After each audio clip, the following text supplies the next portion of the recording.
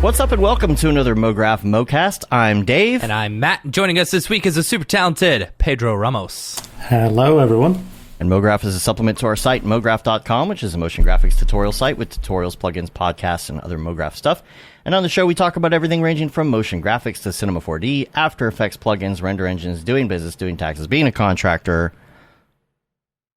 or working for the man. You can email us info@mograph.com. Let us know what you think about the show. Questions, comments, concerns, queries, grievances, show topic ideas, artist suggestions. We're on Facebook, Twitter, Instagram, YouTube, the TikToks, and mograph.com. Make sure you subscribe to our TikTok, get our numbers up. They're moving. We're getting close to be able to do a live stream. Beaten your daughter yet? Oh yeah. That sounds weird. Actually, have you beaten your daughter yet? Do your parents know what was the thing in school? People would say, I don't know. Does the principal know that your parents beat you or something? Because you can't. Yes or no, it doesn't matter what you say. You know. Right. Anyway, my daughter made a TikTok about the fact that we were beating her. Oh, that's yeah. That's funny. Because Dad's cool because he's got more TikTok followers. Right. Right. So. Check us out on there. We're going to do a live stream, hopefully, when we hit 1,000 on there, and just say hi and talk about fun. Motion graphics. It'd be cool to get the show on there as well, Yeah. While we're live streaming. Yeah, for sure. So we can get rated. I don't know if I want to do that. We'll turn comments off. How about that? Sure. Yeah. I mean, does that really matter?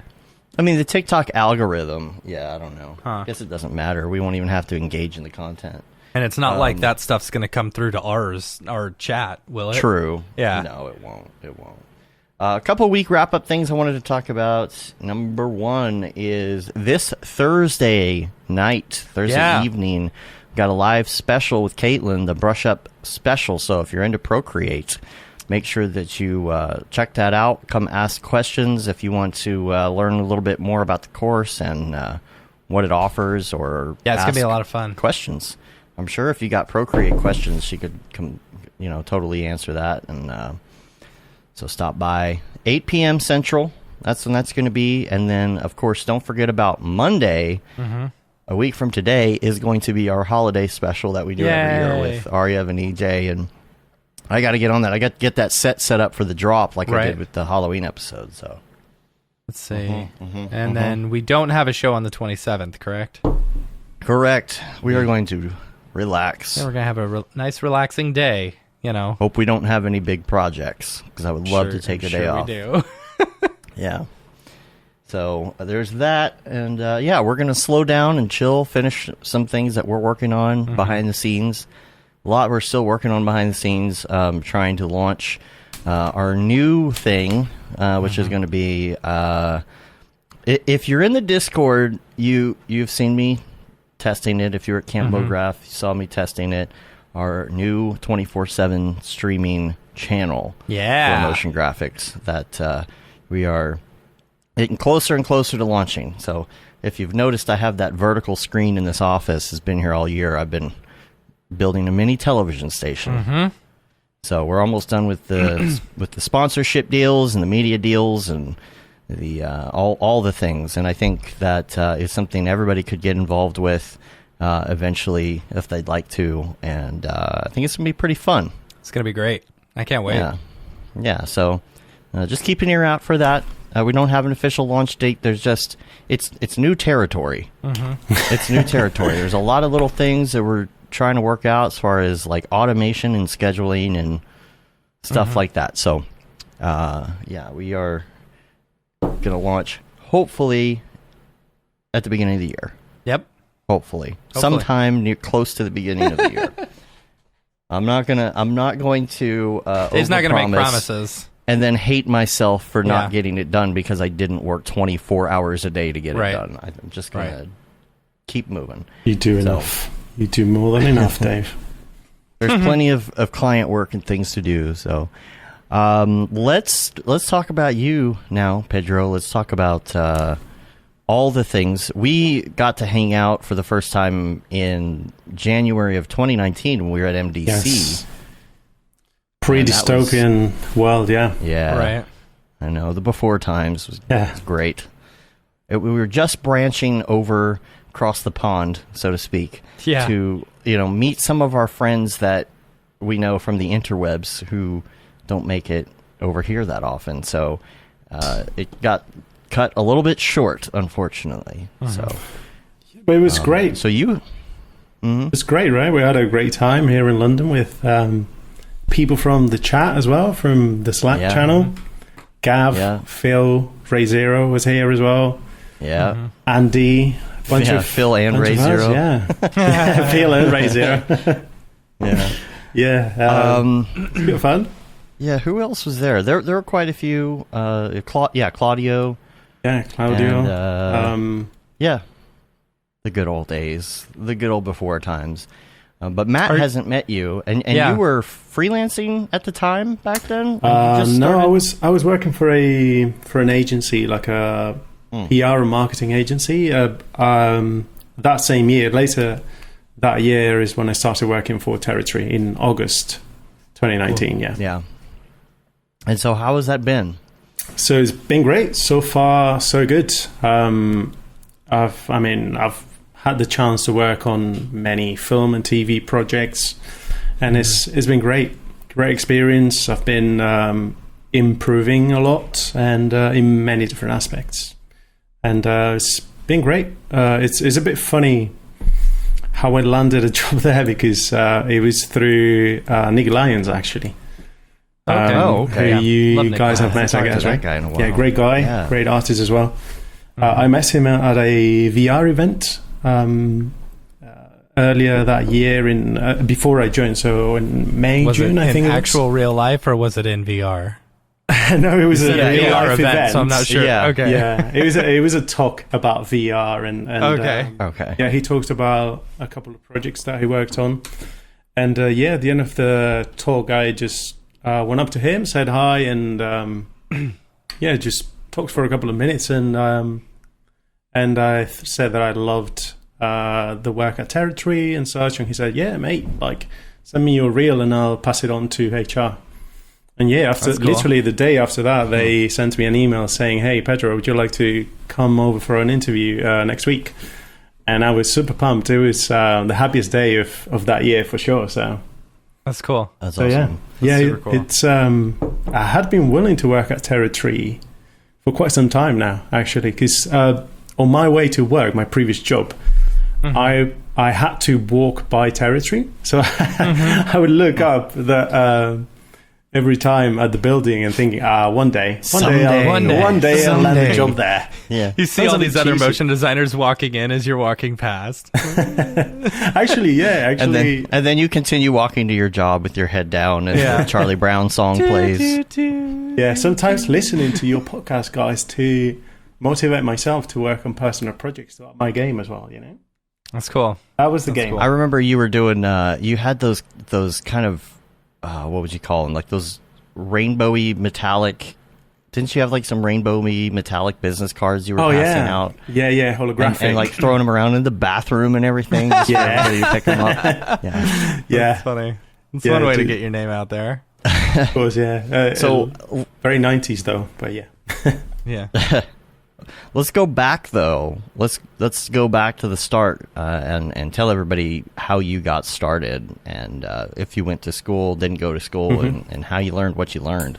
Yeah. So I guess like a bit like most of us here, I just taught myself by watching tutorials.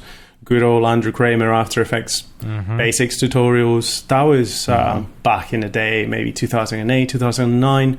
That's when I started using After Effects. I'm a bit more well-versed in After Effects than Cinema, I think, over the year. I mean, but I think the real inception of it all was starting with Photoshop, like playing around with Photoshop when I was 15. I'm now 33, so it's reigned since then. And that's how I started, just playing around with Photoshop, and then started playing around with After Effects.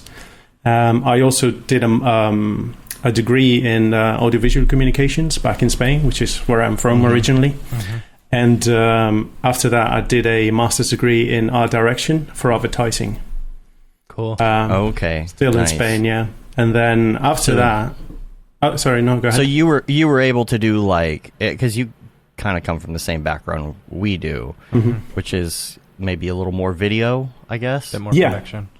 Yeah, And yeah. So, trying to get into this world, usually technically is fairly easy, but then when it comes to the art of it, art direction, color theory, all of that, did you get that when you went for your art direction? Yeah.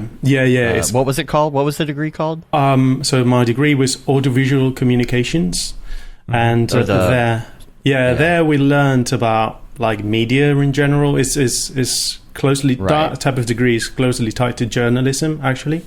Okay, but you can end up working on TV, like as a TV program director, film director, that sort of stuff. But then I specialized in art direction for advertising, because at the beginning, when I finished my first degree and before I did my master's, I wanted to work in advertising, not knowing that well what I wanted to do really, but I knew that it had to be in the creative field. So I prefer to focus on art direction and the look of things. I've never considered myself a very technical guy. Still to this day, I prefer to focus on direction. But Was the ad stuff more like, was the advertising stuff more about marketing and advertising, or was it more like the color theory and the actual art? It had a bit of everything, but it was stronger on the art, really, on the basic theory. Yeah, color, composition. That was. What made you decide to go back and get your master's? Well, I thought that first of all, in Spain, many people have a master's degree. It's almost like a natural progression that people, when they finish the degrees, they just do a master's for a year or two. I did the same, also because in Spain the job market is not the best. Okay. It's not that bad at the moment, but it's traditionally it's never been the best. And spending that extra year after your degree, it's almost like postponing what's inevitable, which is not having a job. And I guess also because I wanted to take it up a notch, take my education up a notch. At the same time, as I was studying, I would just watch tutorials and try to learn the most I could. So that's cool. I'm checking out your website right now, and your reel, of course. Oh, okay. A bit ashamed Tell of us that. about as an old one. Too now. late. They've seen everything. That's all right. Tell us about like some of your favorite projects, I guess, before Territory. Like, what were you working on at that point? So when I finished my master's degree, that's my name. Yes. Sorry. Yeah.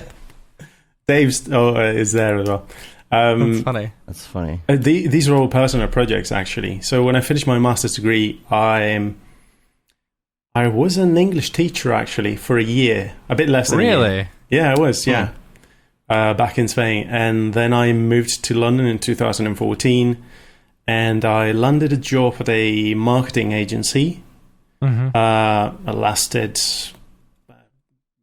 7-8 months there. Then I got another designer's job. It was a graphic designer. I did a little bit of motion as well, but not as much. Then I landed another job at a marketing agency, a bigger one. And there I would do a lot of explainer videos, corporate explainer videos, which is my favorite type of got to put in project. your time, you know. It was sometimes it was a bit of a pain. You can be very creative with them, obviously, but sometimes the topics are so dry that it's but it was a good experience anyway. And during that time I would go back home after my 9 to 5 and work on personal projects. So up until very recently, all the projects that you could see on my website are Wear Personal. So I'm a huge believer on the power of personal projects, because that's where you can really test new techniques, Absolutely. Experiment, and just create your own voice, right? Because when nobody's paying you, you're the director. Exactly, you're the director of your own piece. So yeah, that's what I would do. You know, And there's no changes. that's always the best. Perhaps there are Or even there's more, actually. way too many changes Right, that you exactly. just can never get to. That's funny. But you're the one who says, okay, we can move on from this, right? And it's I love it, and still to this day, I work on personal projects or little tests and such. In fact, I'm rendering something as we speak, so I hope that doesn't screw up the recording. Yeah, hopefully not. funny. Yeah. What made you decide to move from Spain to the UK specifically? Well, the nice weather and the food.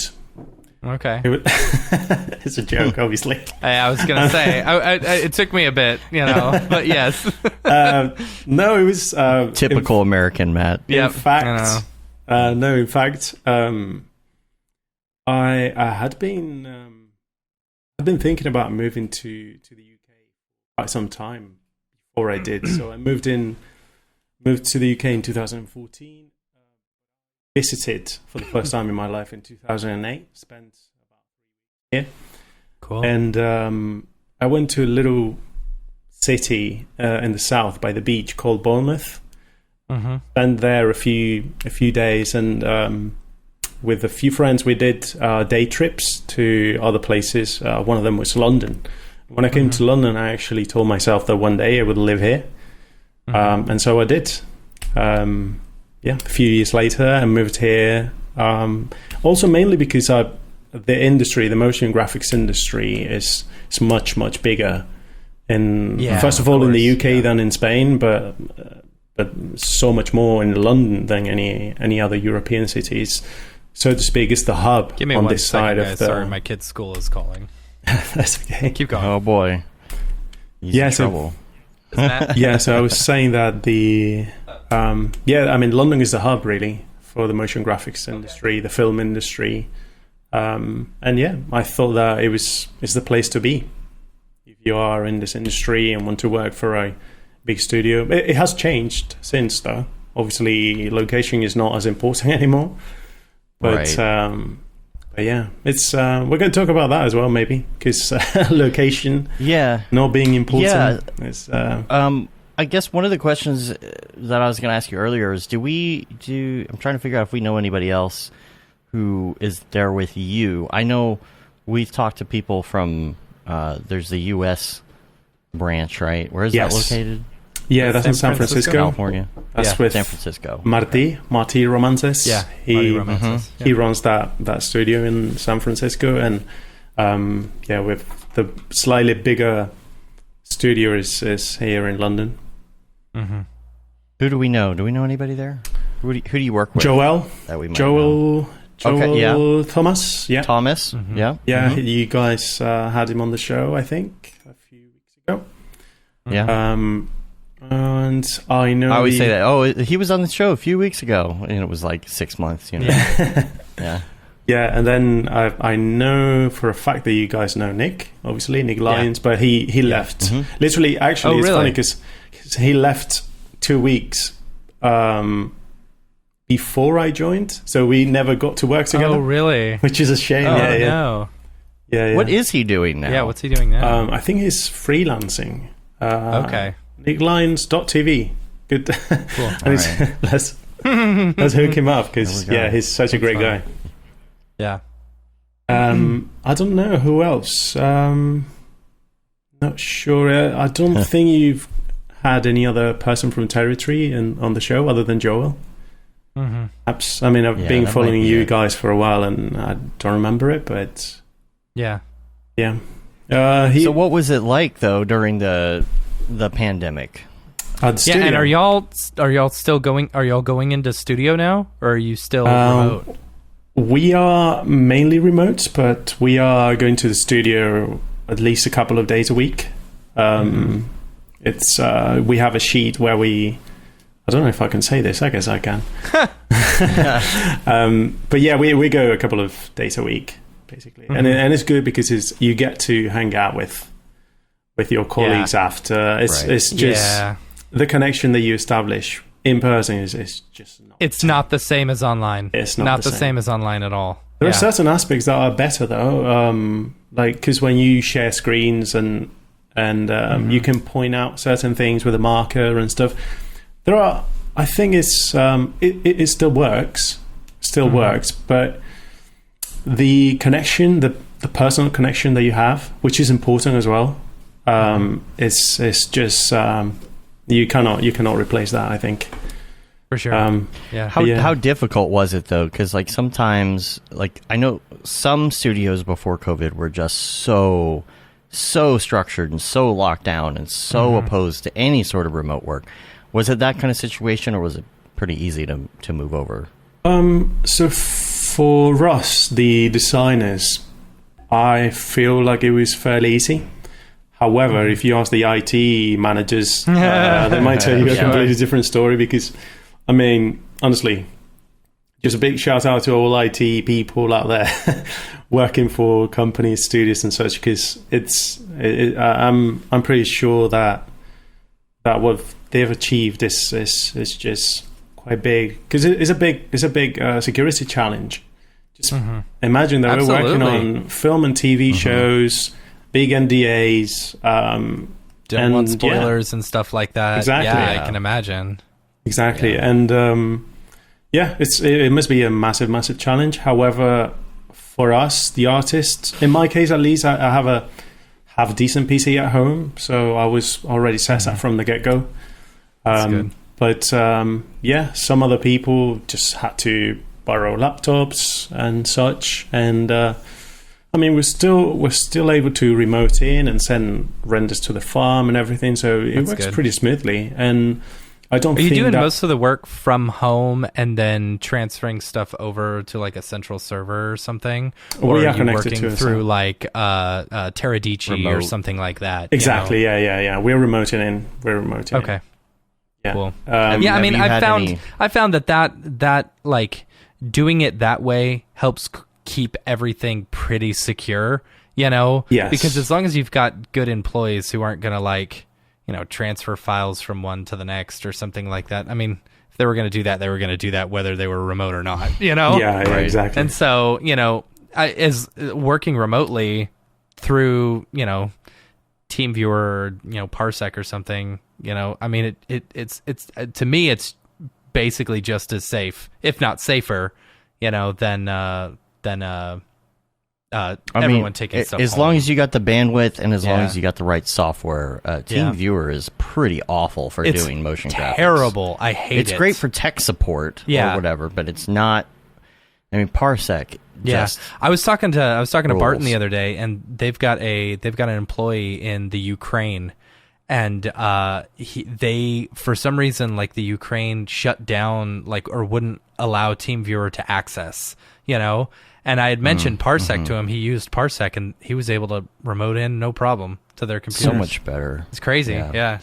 They were down. The problem is you're at the mercy of it. S3 or something if it goes down. It was down this week. AWS, or whatever Amazon stuff, Amazon servers. Yeah, I was trying to I usually remote to this computer over here because it's a sideways monitor. And it's kind of hard to access in the way it's not necessarily headless because there's a monitor, but it's not a good accessible station over there. For sure. So I always use Parsec, and when AWS was out this week with all of those issues, Parsec was out. I was like, I literally can't. This computer is right here, and I'm going to have to use my feet and walk all the way to the other side of the room. But use your hands. It's like a baby's toy. Yeah. So with the remote stuff, I guess, have you had any issues like that? Do you have any issues like with control? The biggest thing for me is trying to rotate in Cinema 4D sometimes depending on the software. Yeah, good luck with that. Yeah, that's a bit of a downer. There's always a bit of lag, obviously, which is expected. So in cinema, actually, sometimes what I do is I work locally and then I copy the file. If it's like a quick setup in cinema, if it's a bit more of a complex scene, I try to work from the office. I haven't had that many projects where I have to work with a complex cinema 4D scene, but yeah, when I do, I try to work from the office, or like copy the file locally and then copy it to the server. After Effects works pretty well. It's decent. I don't see that much lag. One downside that I see mainly is communicational, really. Like maybe somebody's like in the loo or having lunch or whatever, and you need to tell them something at that very moment. That can be something like missed calls and that sort of stuff, like having different schedules, right? That's one thing, because when you're in the office, you can see if the person is available and such, right? So that's one thing. Yeah. So what do y'all use to communicate? Stuff. Slack or we have Slack. Or, we have Slack. Yeah, we have. I love Discord though, for just being able to pop in and talk to people and stuff. You know. Yeah. Video wise. Oh yeah. But you know, so this is only because we don't pay for the full version of Slack. Like Slack is actually very nice when you pay for the full version. You can do huddles, which is basically, you know, you can gather a bunch of people together to just do a quick video or audio chat, you know. It's like, hey, let's hop into a huddle real quick, which is really nice, you know. Or get it for free in Discord. Or just get it for free in Discord, right? Yeah. So we do that, yeah. We do jump on huddles every now and again, yeah. That's good. So what is your typical day? Like, what is your role? What's your typical day, and what is the workflow like for a project there? So if it depends. So my kind of forte, if you will, is FUI. Cool. Futuristic user interfaces or fictional user interfaces. So in fact, it's so what I'm going to say is very similar to what Angie Ferret said a few weeks ago, actually, because I would imagine that the nature of her work is very similar to mine. So yeah, it depends on what you're working on. For me, typically I would work on either a film or TV show, normally doing like screen graphics, and this can be either screen graphics that are going to be played in on set, or we do graphics in post-production, basically. So we create the graphics, animate them according to the actors' performances, and then somebody else or ourselves, we just integrate them into the footage. And to be fair, I prefer the second option. I prefer to cater my animation to the actor's performance, because it's I think it's easier. Because the other way around, if you have to do on-screen graphics, normally what we do is we export either 10 or 20 second loops, and then somebody on set plays those videos, right? And that's how it works. It's some directors prefer that, because sometimes you can get more genuine reactions from the actors, because they are seeing the graphics, right? Right. But it's got to be hard to match shot for shot. Like if you have something playing at a certain continuity spot directors having a field day with that one. Yeah. We normally export like a bunch of clips that are going to account for certain actions. So we know these in advance, obviously, and we just account for them when we're animating. So, for example, let's say that one actor is going to press a certain specific area of the screen, or this is happening, or is going to set off this bomb, or whatever. So we do that, and that could be a clip, and then another clip that is played right after that. Is going to account for, I don't know, like a map that is going to show like a bunch of dots going red or something like that. It's like, something that is like somebody split from. Sorry. No, sorry, go ahead. No, sorry, go ahead. No, you go ahead. The actor puts let's say they put their finger on the screen to press a button, right? Mm-hmm. Like, that's got to be a little bit tedious if you're making that beforehand, because they have to like follow it. It's unnatural, right? I don't know. Like, I feel like that would be... It forces them to do a very specific motion at a very specific time, right? Like, yeah. they have to coordinate it. Yeah, And yeah. then- It's of course, called the next clip acting, has to go. Dave. That's what they're professionals for. When you put it in post, you can just like track their finger instead, and so it doesn't, like, they don't have to stop what they're doing acting, yeah, but then, like, to follow that exact motion out. yeah, but at the same time, sometimes that's better, because it's not rare at all seeing an actor that is doing like a swipe with their hand, and like it is very unnatural. Like, you wouldn't do that, but that's the action, right? And you need to work with that in post. There's no other take. Is what it is you have to make the most out of that action. Yeah, And like, you have sometimes- to work around their actions versus Exactly. creating the entire animation yourself, and then the Yeah. actor working around you. Exactly. I feel yes. like that way would be much easier. Exactly. Yeah. Because you have full range. Like, they're told, I'm assuming they give you like a set of instructions. It's like, okay, Yeah. they hit this button, it says fire, countdown 3 seconds, screen goes red, they hit cancel at the last second or something like that. So Right. you've got a whole list of things, and you're just creating these cool elements. Then let the actor do their thing, Yeah, both dynamics have pros and cons, really. So, me personally, I prefer just working in post, because I prefer to cater my animation to what somebody has done.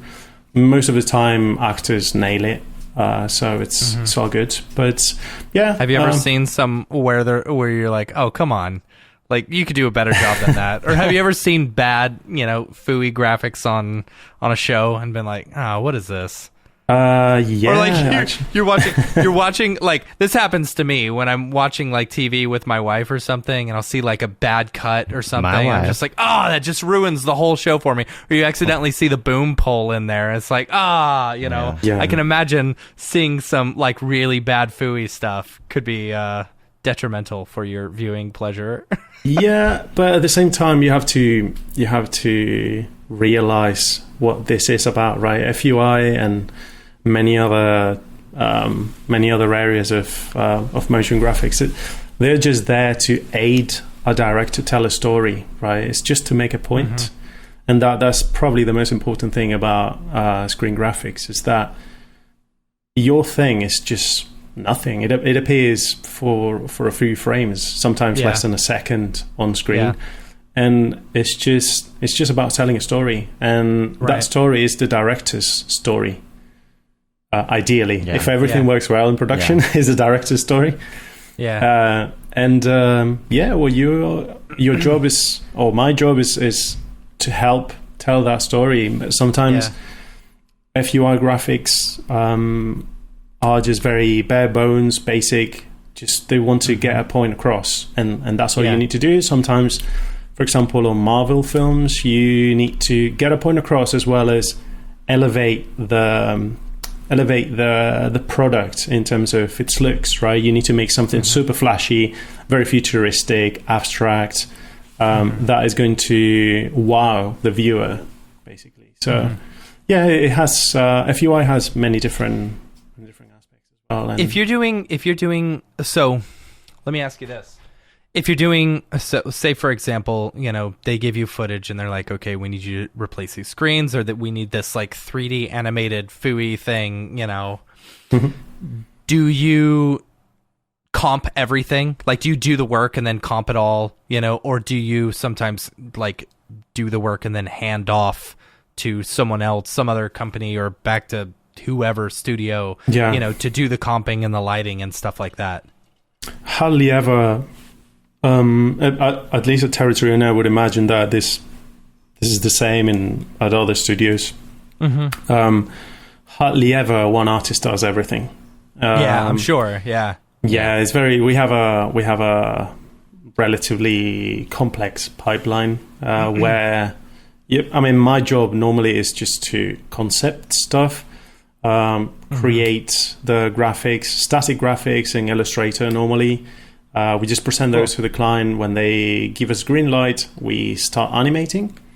And then we have Compass who integrate those graphics into the footage. So for a good example is Brave New World, that TV show that I've got it on my website. The project is there. So for that one, that was actually my first project using a VFX pipeline, and I learned quite a few things on that one. My job was basically concepting, creating graphics, static, and then animating them. And sometimes I would do like a crappy comp where you can, it's just to give the VFX soup and the art directors and everyone involved an idea of what it's going to look like, but it's not properly comped. Obviously, the compers do a much better job of integrating the graphics and adding new effects, even and elevating what you do as a designer, right? So, is this based off the book Brave New World? It is, yeah. Aldous Huxley's book. Yeah, it's a show on ABC. I'm not sure if there was going to be a second season at all. That's the first one. And yeah, we worked on that for about 9-10 months. It was my first big project. So you do okay, so you were talking about Illustrator, building a lot of the elements out in Illustrator, and then do you take them over to After Effects? Yeah. And how much your work is done in cinema? I would say about it depends on the show. On that show, Brave New World, I was in cinema maybe like a 25% of the time. Okay. Not that much. Many times what we use it for is if we are creating like a screen that's going to be an on-screen graphics. We sometimes make like hero objects in cinema. We use it for that quite a lot, actually, for hero objects that have to be a bit more complex and have something more going on visually. We use like maybe there's like something being scanned or something, like you're talking about. Like there's we use X particles a lot. Yeah, X particles. A lot of passes. Passes is a big thing in FUI. Actually, that was one of the passes is one of the. When I started incorporating passes more in my workflow, that I think that took it to an extra level. I think. Because I thought, what kind of different passes are you rendering out? So it's not uncommon to have for an L pass. It's one that is very typically used in FUI graphics. Yeah. Okay. I like to use the ambient occlusion pass and invert it as well. I do that a lot. Okay. Cool. An inverted AO. A lot of wireframe passes, cell renderer or hair. We do that a lot, actually. Like when you convert edge to splines and put a hair material on it, it renders super fast, which is very important as well in our workflow. So we do that a lot, and just deep glow on everything and call it a day. Yeah. Is that Octane that you're using for that hair render stuff? For the hair render stuff, no. Actually, we use Redshift as a GPU renderer at the studio, and also Arnold. You can. It's the same type of thing with Redshift. I've found. Well, I was asking because you were looking at this week, trying to figure that out, and that's why I found out that it's basically the same. Yeah. My pool guy's here. Just give me 1 second, guys. You guys keep talking. I'm sorry. That's okay. We use as a GPU render, Redshift, and then Arnold as well, but also physical and standard. In fact, we use a lot of standard for FUI stuff. I can imagine it's fast, right? It's just super fast, of course, yeah. When I did this talk for Maxon earlier this year, a lot of the time I was using the standard renderer because for what we do, which is very graphical, the treatment is just more than good enough with the standard renderer, and it render super quick. So good with that. Yeah, I mean, a second a frame sometimes for very simple stuff like that, and it's kind of like, what's the point of what's the point of trying to do it GPU? It probably would be slower to do it in GPU Exactly, by yeah. the time it like Yeah, because I thought it was. I mean, when you don't know that much about the process, one can make the mistake of thinking that everything comes as it is from the camera, or it's just you tweak stuff in After Effects, just add a couple of effects and such. But it's not. If you break down one of our projects, you'll see dozens of passes. Sometimes it's sometimes what we do is just use the same pass repeated with different effects, and you overlay it on top or add it on screen mode or something like that, and that gives it that interesting look. So, do you ever get bored of Fui though? Like, or like, what do you do? I guess what do you do to keep it like fresh and to stay interested in it? You know? Yeah. Because I imagine that there's a lot of different things you can do, but like, example, if I were doing just one specific thing all day, every day, I feel like I'd have to find a way to spice it up a little bit. Yes. So I do a few things, I'd say. First of all, no project is the same. And the good thing about working in these type of projects, FUI projects, is that you get to at least do some research. I was going to say at least understand. Not so much understand, but at least you do some research on various different topics. So sometimes you're going to be creating like screen graphics for a submarine, for a car, for, I don't know, like an exhibition center, like a spaceship. So every project is very different, and within the same project, you get to work on different sets where the nature of the graphics is very different one from another. So that's you get to learn about DNA, what DNA looks like, or like representations of DNA. That's a very typical one. I don't know, like more militaresque graphics. So I guess you get to do a lot more, like when you're, you were talking about the hero stuff. That's when you really get to do a bunch of new stuff, right? Yeah, when something has like an important hero element, that's where you put more effort in making it look flashy, right? Because most likely is going to be like a central element on the screen that's going to appear. It's going to be perhaps even fundamental to the story. So that's when you spend more time on it. Back to variety.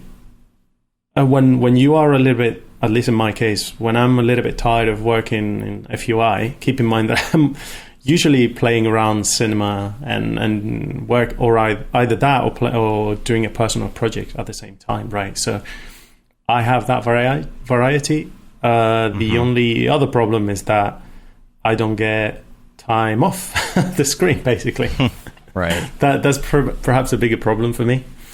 But yeah, no, I try to spice it up.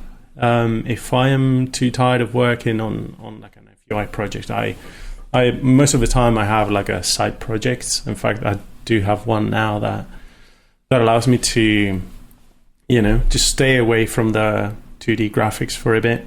And in fact, earlier this year, I was involved on more Cinema 4D related projects at the beginning of the year. And I was actually missing working on an FUA project, and I did one, a personal one called Arion 24, and there you go. So it's so far I haven't got super tired of it. I'm not burnt yet. I'm not going to say I'm not going to be anytime soon, but so far I'm good. Do you ever get to go on set, or is that a very specific job for a specific person? No, that depends on the availability of every designer, what kind of graphics you're working on. So, for example, I got to work on, I guess I can say now because the film is out. I got my very, very first FUI project was actually the James Bond film, the latest James Bond film. Oh, okay. And I got to work on set for a couple of days. and that was before COVID. And but it was like it was not really. I kind of consider it a project that I've worked on for long, because it was only for a couple of weeks, and actually I was working with somebody else's graphics, and that is actually that's the very moment I learned that at a place like Territory, and I guess any other relatively big studio, you don't really get to own much of a project. Everything is a shared effort, and I think it's great that it's that way. Because you start working on something, but then 2 days down the line, somebody else takes it and elevates it, or you do the same when somebody else's graphics. So absolutely everything is a shared effort, and no artist can say, "Oh, this is mine. I'm responsible for this." Right. So egos are not very welcome. So, what about Unreal in all of this? Because one of my questions would be, you're designing all of this stuff, and these interfaces, well, they look complex. The things that the actors are doing with them are not that complex. They're swiping, they're hitting buttons, whatever, right? So, is there any talk of integrating a little bit more of actual programming into the things that you're doing? Somehow, so they can actually, touch screen and not have to time it right and fake it on set? Yeah, Territory, actually, we've got people who are capable of using it. And I know that at least there have been a couple of projects where we've used it. I personally don't use. I mean, I've opened it and have placed a few objects around, a few lights and such, but I haven't properly used it. However, it's I was going to say it's the future, but it's not. It's already the present, really. So, right. I think there's a lot of potential, especially for graphics, for the type of graphics that we do. I worked on a project where, I'm not going to say much about it, obviously, but it was like the last stage of it was integrating the graphics that I made into Unreal Engine. The thing is that you basically need to make them from scratch, so nothing that I made in After Effects was very usable, really. It's used more as a reference, because then, the graphics, you need to make them again from scratch and built in Unreal. But there are plenty of possibilities, and I think that's the program that I should be learning. It's just that I've got too many tools to learn, because I'm already learning a few, so adding Unreal now on top of that would be a bit too much. Yeah, I wish I could learn everything. I always say I wish I could just pause time and learn a thing, and then unpause time and then keep moving. But guess I'm gonna have to buy the Mograph.com course on that.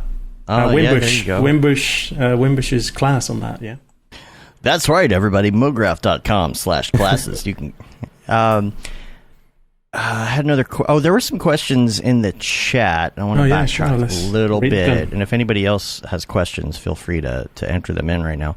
I did like Francisco's comparison on having the actors kind of pantomime things. He says it's like taking the door handles off a door to comp them in later, and then hoping that their hand is in the right place for each take. Which completely, that's a great analogy. And then he also asks, do you work on both TV and film, and can you talk about how the pace of one format affects your process versus the other? Are the pacings different for film and television? Slightly different, yeah. It depends on the production budgets. It depends on many factors, but in my experience, I think that the film industry is slightly higher paced than TV. It's high paced anyway, because directors want everything really quickly. You need to react to changes very quickly as well. So that's why as a designer, you need to build things in a way where you can make changes, or you can react to changes speedily. So we account for that. Obviously, we are used to the pace, and yeah, once you've worked on a project or two, you pick up the speed, so it's not a problem. It's something that I knew before I joined Territory, actually. I knew that speed was, oh gosh, like that could... Yeah. And it's actually, I've noticed that many of the new joiners, people that have joined Territory over the years, they mention that as a concern. Or it's like, oh, am I fast enough? Am I quick enough? Right. That tends to be a concern because, I mean, the film industry is fast-paced, not only just for us, but for everyone who works on a set or in the VFX industry, right? So it is what it is. It's about knowing what corners to cut. You know? Yes. I mean, yes. You have to cut corners sometimes and make a informed decision on is this little thing that I'm doing right now, super valuable or relevant. You know, if it's something you're going to end up spending an hour on and then you realize, okay, this is only going to be on screen for 2 frames. That's probably not the best use of your time. So yeah, it teaches you about I mean, working in this industry and at least taking a look at what things look like afterwards, once on the show and in context. It makes it all very relative. And you think that, obviously, because you're working on this as a designer, this is your world, this is your day-to-day life, and you go down the rabbit hole and focus on a lot of the details.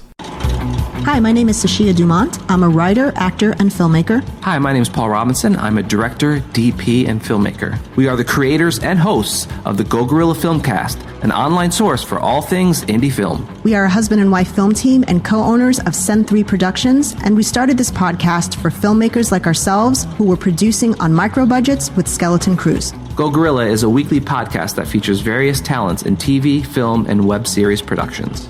We've interviewed filmmaker powerhouses like Kestrin Pantera, Richard Raymond, Alex Ferrari, Cassandra Ebner, and Ryan Connolly. Amazing actors like Hannah Ward, Lou Taylor Pucci, Chris Wataski, and Eileen Gruba. Groundbreaking cinematographers like Jody Lee Lipes, and Jessica Lee Gagné, and many more. We also offer weekly reviews of our favorite films and shows, which vary from low-budget first-time filmmakers to A-listers and everyone in between. Go Gorilla is proud to announce that we have officially joined the Mograph Podcast Network. So if you love filmmaking as much as we do, tune in every Sunday for a new episode of the Go Gorilla Filmcast, your source for all things indie film. Now available on the Mograph Podcast Network. Hello, Matt, again. Hi, sorry. I was just texting you. I was like, you've been gone 10 minutes. I'm sorry. Yeah, it's the last day that the pool guy is going to be here, and like we've got it all filled, and he's showing me stuff, and now I'm out of breath from running upstairs. The Beeple pool. So good. The Beeple pool. Are you gonna like dedicate it to Winkleman? Yeah, have like a ribbon cutting ceremony. Yeah. You need a plaque. No. That's a good idea. I could do that. Rev came up with the name for my Beeple patio. It's going to be called Winkleman Terrace, and I'm going to get a little plaque and put it up. Yeah, like legit. The Winkleman Grotto, the beep bottle. I don't know. Beepleman, Mr. Beepleman Grotto. I don't know. Yeah. All right. Nice. Yeah. What I think you should do, honestly, those people who do paintings on the bottom of the pool, I think you should put his face on the bottom of your pool. I would have to drain the water. You'll see his face. I would have to drain the water and then fill it back up. Next time you got to drain it. Sometime. I don't think you ever need to drain a pool. Well, unless you have to do like a lot of work. Unless somebody, goes to the bathroom in it, right? Then you have to like drain the whole thing. I don't think you have to drain the whole thing. Oh, that's only if it's a public pool. Throw some chemicals in it. Let the the cleaner go for a while. Then you're good. I think Winkleman's face on the bottom of your pool would be pretty cool. Break a bottle of champagne to christen it. The Google Earth image of it alone, the value. That you're would be Google funny. Earth and you that see would his be very face funny. in the satellite view. Come on now. I don't know if I can sell my wife on that. Put an Easter egg there, like on Grand Theft Auto games. Yeah. Can you do that on Grand Theft Auto? I don't know. I know that in many Grand Theft Autos, every time there's a pool, there's something there. There's always an Easter egg there. Maybe I get like a Beeple head pool cover, right? So when the pool's not being used, I cover it. So at Oh, there some you go. point, There you Google go. Earth will take a picture of my backyard with it covered, and you'll Yeah. see Mike's face. That'd Yeah, be good. Sarah says you should break a bottle of Yeah. champagne on it to christen it, and then And you're gonna have to glass drain it. just goes Then the glass everywhere. is everywhere. Oh man. Anyway, back to motion graphics. Yeah. Sorry, I'm sorry. I had to leave. Matt I apologize. And Matt and Brett in the have a chat were life. both talking about what Unity is going to do with the Weta VFX tools. We didn't talk about that on the show, did we? That was that big. well, that's right. buy. Yeah. They purchased. They purchased them for how much? It was a $2 billion. pretty big sum of money. Yeah. 2 billion, 1.6 Yeah. billion, something like that. Yeah. Yeah. And that's the thing, you don't hear a lot about Unity right now Yeah. because I know. Unreal is just, Unreal's killing it. Ooh. Yeah. Speaking of which, why don't we do a little Ravcock, what's your flavor? What's your flavor? What's your flavor? I mean, guys, talk I'm a about fan of the this, show. I'm a fan of the Pedro, show. Yeah. it's so nice to have someone He who knows actually all the listens to the things. show on the show. Yeah, so I every don't look single like such episode. an idiot. Every single episode. Yeah, Yeah, so now I won't be as embarrassed when Dorpy shows up. that's right. That's right. Dorpy for life, man. Dorpy for life. So, 3090 still having trouble getting them. Waiting on what's the app? The Hot Stock app Yeah. to notify us, and then it's always too late, no matter what you do. And I don't know what's going to happen with that. And everybody's like, "Well, pretty soon they're going to have a new version of these cards." And it's I know. like, "Yeah, but how long is There's that going to be the take? 3090 Ti's that are coming out in January. that you'll be able to get the following January?" Right, exactly. Wait, 30 or 4090? 3090 Ti, I believe. Yeah. Or 3090 Ti? Oh, Yeah. okay. Good lord. What? Ooh. Or is it 3080? Is there a 3090 Ti or just a There's 3080 the Ti? 3090 Ti, What's the 3070 difference? Ti, and 3050 reportedly launching in January. But two are January January. 27th. Launching in January, available 2024. Right. Wonder what What's the difference? What's the Ti? I don't know. What's so special about It it? says product availability January 27th. I don't know. A little bit more. Should nothing. be in quotes. Really. Air quotes. No? It's the exact Availability. same memory, a few 300 extra CUDA cores, and 21 gigabit per second memory speed. So it's the faster memory. Which okay, Much Maybe- is hopefully that gonna run concentrate full? on cards. overload whenever or overheat. The new ones don't overheat VRAM. whenever you're. Yeah. Whenever Anyway, you're mining. Yeah. I'm after a 3080 Ti myself because they are hard to find, those guys. all they're this really- stuff is hard to find. It's so hard to find. An old boss of mine called me up and he's like, "Hey, are 3060s good?" I was like, "If you can get your hands on them, and even if you don't need them, you could just turn around and sell them on eBay Yeah. for, And Yeah. so he was at Micro Center, and he saw someone in line with a 3060, and he asked the guy, "Hey, where'd you get that?" And he goes, "Oh, they got a bunch of them back there." So he just ran and grabbed one. I was like, Yeah. "All right, yeah." Actually, that's a funny topic. The thing about spending money on graphics card as a full timer. Because I have a full time job. Right. I understand that a freelancer is just the means of making money, right? Like you're investing on your business, on yourself. But as a full timer, I don't know, maybe it's just me, but I find it a little bit harder to spend money on my setup. Yes, absolutely. Right? I This, totally get that. I totally get that because you feel like your company should be buying your equipment for you, Right. My Especially company if you're already good- provides the equipment, Right, right? exactly. So it's all good. Right. The thing is, when I'm not at my desk working for our job, I don't, I have a gaming computer, but, it's got a 2080 in it, and I'm perfectly fine with that. I don't need anything else. I would have been fine with a 1080 in it, Yeah. Yeah, that's the thing. I've got a 1080 Ti. It's funny because I've got a 1080 Ti, which is now quite old, right? It's got 3-4 years, and that's what I've had. However, I regret nothing about having made that purchase because that is in essence, it's something that allowed me to take my game up a bit. Yep. And perhaps that's one of the reasons why I got the job that I've got. Yeah. Right. So you have to find a balance, I guess, between how much you spend and in order to become better and keep up with technology and changes and what's going on in the industry. But also, like Don, I would imagine that you shouldn't spend that much money as well. So I don't know what to do because these cars are so expensive. And when you look at the return on investment, like it's technology.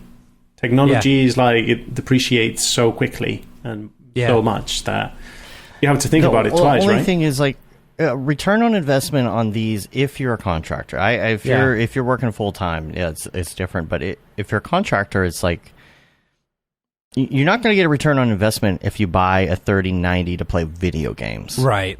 Right. Right. You know, you're going to spend a lot of money. You're going to be very happy with it. I guess your return on investment is like your joy. Like, you know, how great it looks and, you know, how quickly you can pwn a noob. Right. But, like, when you get these as a contractor, there is some return on investment. Because I got to say, you know, we brag about how many 3090s we got our hands on. But having those at our disposal, even though render farms are available, has been super valuable to me. To be able to see my IPR so quick and render stuff out so quick, and it's a time saver. That's the return, is your time. Yeah, especially when you're going from one computer that has like 3 980 Ti's or something to 2 3090s. It's like that's a huge speed increase. You know? And we're able to buy more of them because we're able to be more efficient and pump more renders out and then buy more of them. Like, it's real nice being able to throw a render at night and then not having it continue in the morning. You know, you're like, okay, I'm done. You know, But back when I was go ahead, Dave. When I was working for the man, and I went home at night, I would feel like, man, I really need more power. But again, it was the thing you said. It's the, do I spend money on this or not? But spending money on, I think, what was I on way back in the day? A 970. Were you on a 970? I was on a 970, and I upgraded to a 980 Ti, and I was like, oh my gosh, like, it was worth it, and it kind of helped me from a career standpoint at the time, because I was able to go to my superiors and say, here is what we need to do. It was like I was spending time and money on my own R&D, essentially. Right. Yeah. I don't think spending money, for me personally, spending money on a new card would be a disaster economically. Also because it's an investment on myself, right? An investment on being able to make, like you said, Matt. I think the biggest advancement of GPU rendering is not the rendering itself; it's the IPRs. The possibility to make those micro decisions, those tiny changes to adjust new things on a scene fast. That's the biggest. That's the biggest thing, 100%. rather than rendering. Because most of the time you render overnight, or just leave it rendering and do something else. But it's just those micro decisions. The fast IPR is the absolute game changer. And no, go ahead. $1,500 for a card is a lot of money. Yeah, it's a lot of money. It's funny because like it is and it isn't. Like you get to a certain point in like building your company and stuff where it's like, okay, $1,500 for a card, that's no big deal. Right, because you know the value of what it's going to bring you. 2 years ago, 3 years ago, Dave and I, $1,500 for a card? No way. We wouldn't have even. That wouldn't even have been on the table. And then you get to like already been chewed, or territory. I'm sure, and it's like, $20,000 for a new machine or A6000s. Yeah, no problem. Yeah. Let's just do it. Yeah, NBD pocket change. Yeah. The thing about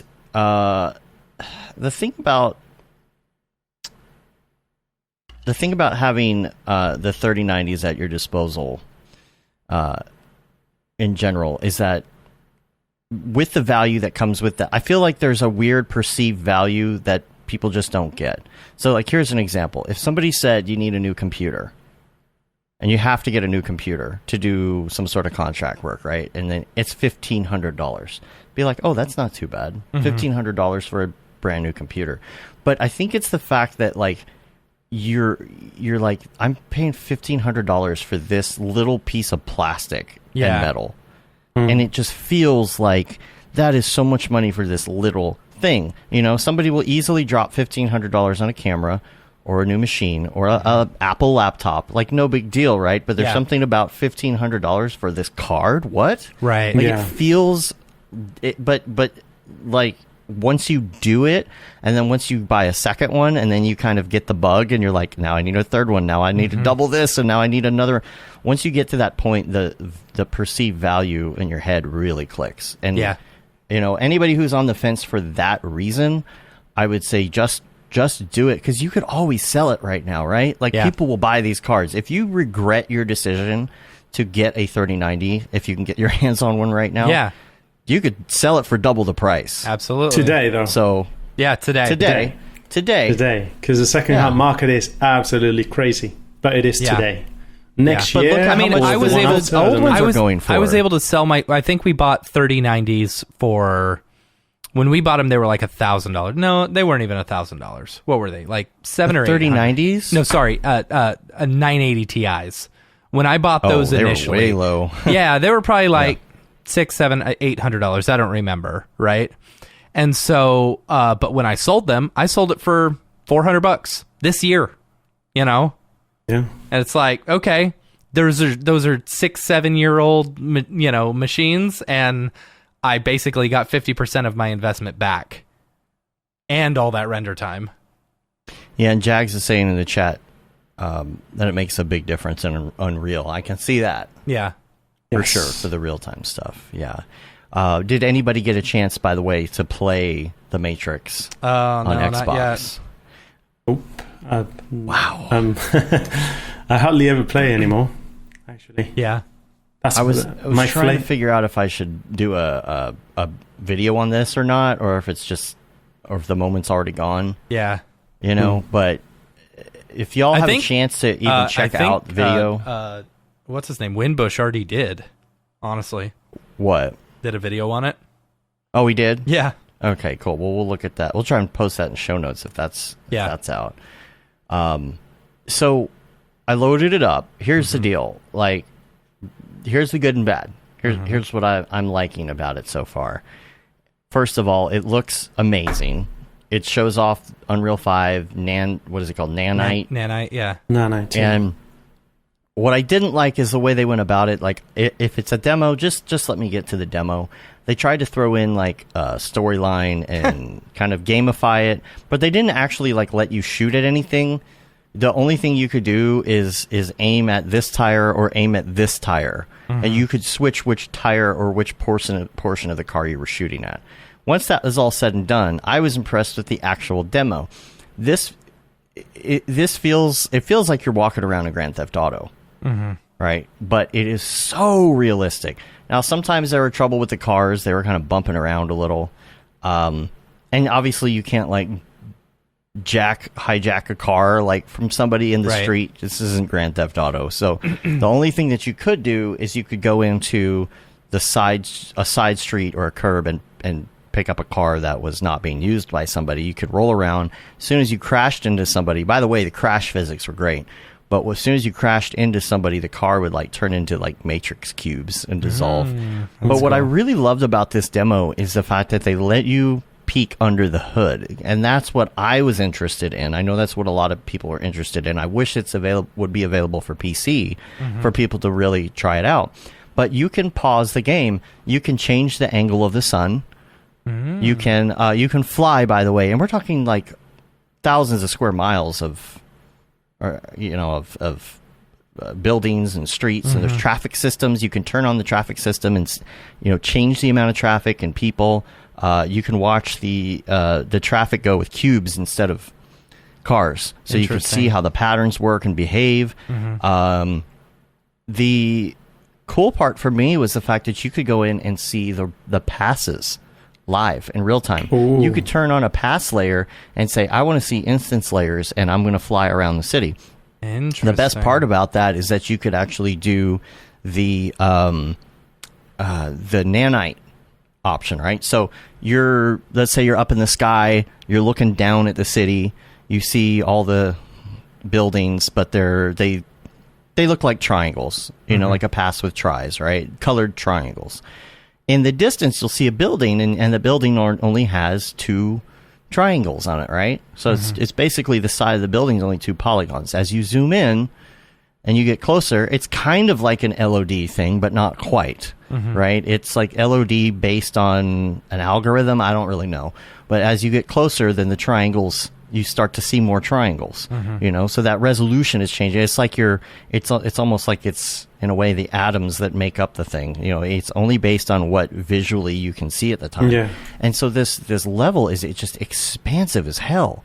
Like, it's so crazy. The only thing I wish they would have done is at the beginning, when they're showing a couple samples during the thing where you can't do anything, where it's just like playback of the demo, they show it at night on with the lights and everything. And for some reason right now, that's not an option to say, okay, make it nighttime and turn on the lights in the city. I don't know why they're not. I don't know. Maybe it's a limitation they're up against. Maybe they'll upgrade it. I wish you could have seen that. But there's no switch for it. But really impressive. It looks so real. If anybody has a chance to try it out, I'd recommend just looking at it. Check out the layers. Check out all of that, because it's super cool. Have you guys incorporated Unreal on any of the projects that you've been involved in? No, used it much? Not really. Nope. Went through Winbush's course. That was about it for me. Yeah. It's a good course. It's a very good course. Really gets you up and going with Unreal, but we haven't had the need. Yeah. I think that once you start getting into Unreal to create the things that we create, like either a short film, or let's say that you work on a title sequence or something like that, Unreal, I think, I don't know, correct me if I'm wrong or if you guys have a different opinion, but using Unreal is like this thing of the medium is a message, right? Like, when you can create worlds in Unreal. You can create certain experiences that I don't think we are thinking in terms of motion graphics or current mediums, and we are applying them to virtual reality and real time experiences. I think we are doing the same thing that when cinema was invented, people did, which is adapted theater. Just filmed in one with one camera, just straight on, and that's it. It was just film theater. It was not. It didn't have a language, a cinema language that actually was generated over the years after that. So I think sometimes I trace analogies between these two, like the inception of cinema and where we are living today with VR, AR, and all the new technologies. I think it's the same. I think it's gonna have to be a case of a bunch of directors or new artists coming up with new ideas and developing a language around what you can make in VR. And many times I think about even how because it's so immersive, you can almost tap into specific areas of the brain. And I don't know, like even create something that is like closer to a dream than anything we've seen before. Right? Or I don't know. I see the utility of these technologies in, I don't know, in so many different industries, and to create like super abstract stuff. I mean products that are gonna be able to abstract you within your own mind more than films or video games, even. Like things that are going to be able to make you explore new areas of your brain. That's what I think. Maybe I've gone too deep down the rabbit hole, but well, I think AR is going to play into that a lot. I was reading what Jags was saying here in the chat, which is Oh, I lost it. Too many went by. I gotta scroll back. He said, "Hey, Matt, said, Dave, can we collab on an Unreal project?" Or are you talking about No, this is before that. I have a hard time with games being too realistic now. Yeah, I don't have PTSD, but I get some weird pings of anxiety playing the new Battlefield 5 because it looks closer to in real life. Yeah. Yeah, and he said motion graphics is great, but what if we could create a project for film cinema, but port over an interactive experience? See, the interactive stuff, of course, that's something you kind of have to do in Unreal. But for us, like you were asking, okay, have you used Unreal for anything? The thing is, we have to have a reason to use it. Right. I don't feel a reason to move over. And the same thing applies to Blender, right? You've got a bunch of new people coming up in the industry right now, and they're going out there, they're searching the internet for how can I do 3D, and they're going to see Cinema 4D, they're going to see 3D Max and other stuff, and of course they're going to see Blender. And for them, if Blender's free, I'm going to hop on that. If that's their jam, whatever. But I was talking to EJ about this the other day. There's not a reason for me to go to Blender right now unless there's a specific thing I need it for. Why would I relearn something to do what I already do?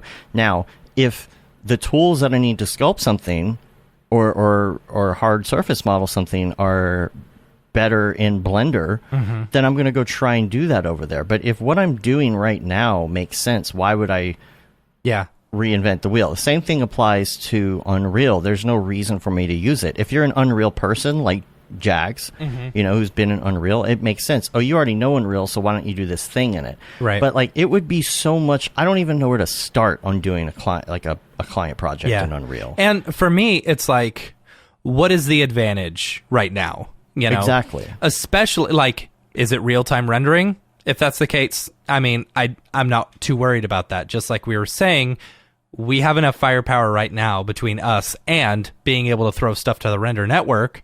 It's like we don't necessarily need the real time rendering. We need why move over to Unreal for that? I don't know. Yeah, I think for us, at least for me, at this point in time, fast enough is good enough. I don't think it has to be real time. Fast enough or like close to real time is more than good enough for me. All I need is the capacity to make decisions quickly. Yeah. And to make changes quickly. That's all. Yeah. I could see once we get our Rococo suit, if we were setting up like actual like physical cameras or something like that and tracking someone moving and stuff like that with the camera, I could 100% see us using Unreal for that. Versus cinema, because that's what something we're doing right now is like the course is coming out, and Jeremy and I were trying to like figure out how to render something out, at 4K with like high samples to make it look good, and to make it look the way we wanted it to look, we had to jack up the rate, and it was not real time anymore. So what is the point? Unless it's going to be something interactive. Yeah. And that's kind of where how I feel. But so, and different animal, and you need, I guess, like with Houdini or any other program, really, you need to approach it with a completely different mindset. Absolutely. It's just we tend to translate. I remember myself even at the beginning when I started using cinema, just to take it back a few levels, right? But like, all I knew was After Effects, and as humans, we learn by comparison and repeating patterns. So you try to relate what you know to the new thing that you're learning, basically. And many times you are making the mistake of trying to apply old techniques or old language to a new thing, right? Because that's the way we learn. But over time, you learn to understand the new language, basically, and stop. It's like when you are learning. When I was learning English at school, when I was little, you start by comparing a sentence in English to your original language. You translate, but when you have a certain level, you speak English altogether. You don't need to translate. You get your mind gets the concepts in English or any other language that you're learning. It's the same. Yeah. Yeah. And it's important to know Unreal, I think, at least to navigate your way around it and to know when you need to use it. And I think it's going to play an important role, and there's a lot that you can do with it right now. But again, I think that a lot of average motion designers who are hearing the buzz, right? They're hearing the buzz about, oh, well, you can do motion graphics in Unreal now. I think there's still, for those people, if they're in Blender, if they're in Cinema 4D and After Effects, they're going to have to decide, okay, do I want to go all in on this, or do I want to do a case-by-case basis? And, you know, am I going to say, oh, we're going to do this project in Unreal because reasons, just because? Or is there an actual reason for it? I think that's important to think about. You don't want to go to a client and be like, oh, well, we're just going to do this in Unreal because we want to do your project in Unreal, period. End of sentence. Yeah. There's got to be a reason for it. There's got to be a reason for you to move over. I guess many times the reason is just being ahead of the curve technologically, which is many times, and many clients pay you for that sometimes, right? Right. They want what's cool, and the new kid on the block is Unreal. Well, give me whatever you have if you can use this program. Whether the story that you tell fits my narrative or not. Sometimes many stories don't make sense because of the format, the medium that they've chosen. It's just because, well, everything is an excuse to use this program, or everything is an excuse to use this technique. That happens a lot as well. If all you have, what is it? All you have is a hammer. Every problem looks like a nail. Exactly. Yeah. Yeah. There's a great reason to use Unreal for motion graphics projects. For example, let's say you have a client that has like 100 graphics that have to bust out every single week, right? Of something, and maybe you have a template for that. Brandon, in his course that's coming out, he actually goes into that a little bit with like a little title sequence. Okay, you want to change your credits each week or whatever that is, right? And they're all integrated into the scene. Here's how you do that. Now imagine you had a client that just had to spit out like crazy amounts of content in almost real time, and it's time crunch. That is a valuable situation where you would want to do something like that. But if it's something where you're going to have to crank up samples anyway, and it's going to take just as long as Octane or even Brigade, you know, you want to make that decision, and it's also going to, again, come back to that time thing. Do you have time? Like Jags is going above and beyond. He's doing his Halo deal right now, to learn how to do certain things in Unreal. That makes sense. If you have time to do that for a client, that totally makes sense as a learning thing. But like if Joe client came to us tomorrow and said we need something by Friday, I would not say this is the best time to hop into Unreal right now with 3 days. You know what I'm saying? So I think that's part of it. Yeah. It's I guess this day and age is good to have it up your sleeve if you have the capabilities to use it and keep an eye on what's going on with it, basically, and where things are going. But yeah, as a motion designer, personally, me, as of now, I don't see I don't see learning it as an absolute emergency. But yeah, sometimes if you are one of those people who want to be ahead of the game, really, maybe you should be learning it, because it's just what it is. Sometimes Jags is going to beat all of us out because he's learning it. We'll be like, Jags, come be my be the one walking me through this. I'll pay you a premium. And those are the people that get paid a premium, actually, when you know, right? Because they're specialists. People who are Houdini experts, for example. Maybe there are so many more nowadays, right? But maybe 5 years ago, having a Houdini expert, that was, oh my god, that person would make a decent money. Yeah, because there were not that many. It's like flame artists, you know, back in the day. Flame artists made like easily six figures, you know. Yeah. I guess at the end of the day, as long as you are on top of your game and trying to keep up with the latest trends, or at least technologically, and you have a passion, and I don't know, something going on for you. Like, I don't know, not everyone can be a technical director. Yeah. You know, you don't have to know absolutely everything about the tools you use, as long as you can, I don't know, express yourself or express your clients' desires, or like tell a story with the tools that you've got. That's more than enough, I guess. So, yeah, and characters too. I think once we get this suit, we're gonna find that we're doing a lot of character stuff in Unreal. But I think that is then going to export into cinema. Yeah. In the end, for whatever we're doing. Still, Yep. I don't see that we would exclusively stay in Unreal at that point. So, yeah. On that note, guys, can I ask you two a question? Actually, Sure. So, so you guys both This is have unprecedented. guys, I mean, keep in mind, I'm a fan of the show. I've been listening to you for a long time. So, actually, on that note, I just want to thank you for inviting me to the show, because I'm very happy to be here. Cool. Anyway, back to my question. So, you both guys have a production company, right? And you are both designers. So, do you complement each other well, in the sense that one is more technical and the other one focuses more on Dave the art does all the direction, work, or? and I'm like the forward-facing face of the company.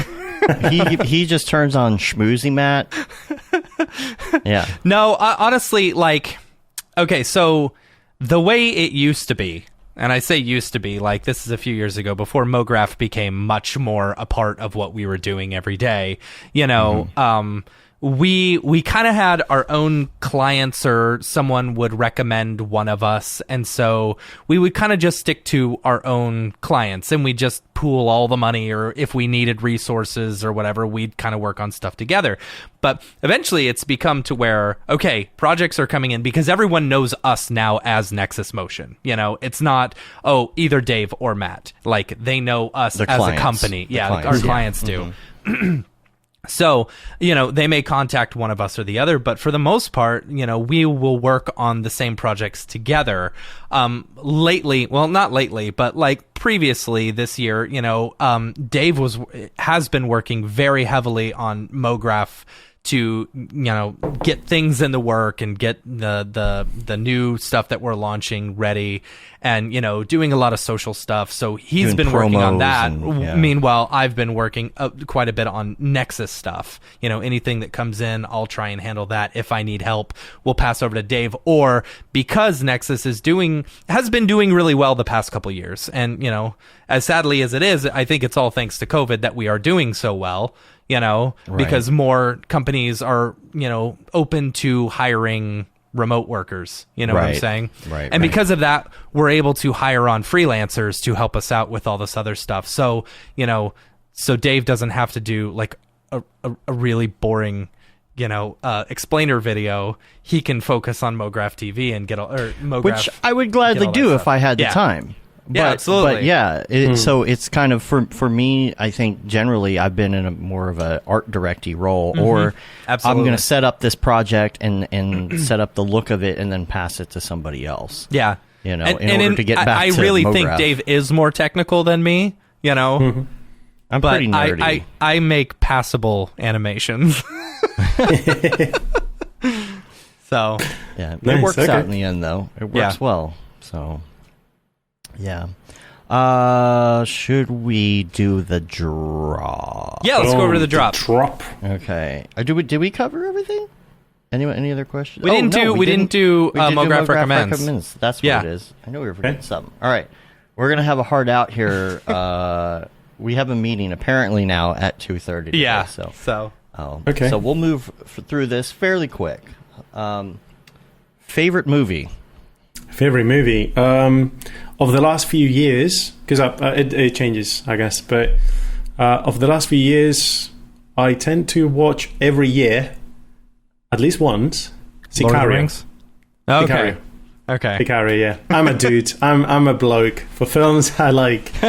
Actually, it's a good film. Not just the action, it's just... what is it? Denis Villeneuve.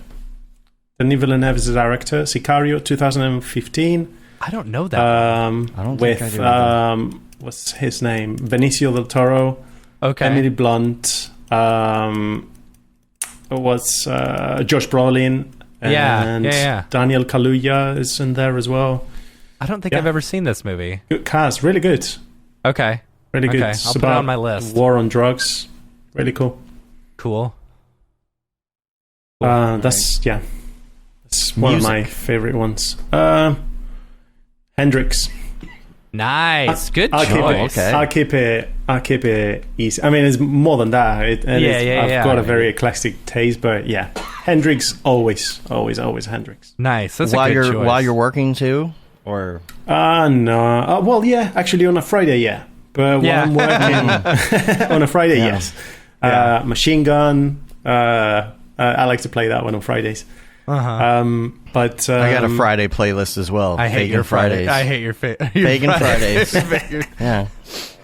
Yeah, I would always know it was Friday when Dave would play that in the office when we were working in the same office. I'd be like, "Oh, it's Friday," and the songs would just get stuck in my head. Yeah, you've got Vietnam flashbacks. Yeah, right.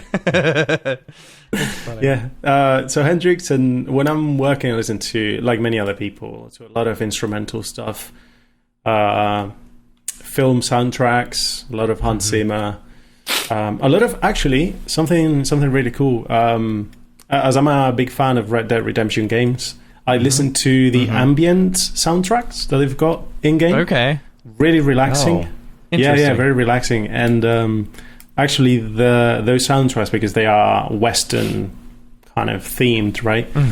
That kind of inspires me quite a lot as well for the personal project that I'm working, which is around the American deserts and stuff. Okay. In 3D, it's a CGI short film that's taken me ages to finish. You mean the Italian deserts? Spaghetti Western deserts. Spaghetti Western, yeah. Exactly. The Italian idea of American deserts, yeah. Which is Spain, actually, because that's where they were filmed mainly. Oh, okay. Yeah, but So Red Dead Redemption ambient soundtracks, really, really recommended. TV show?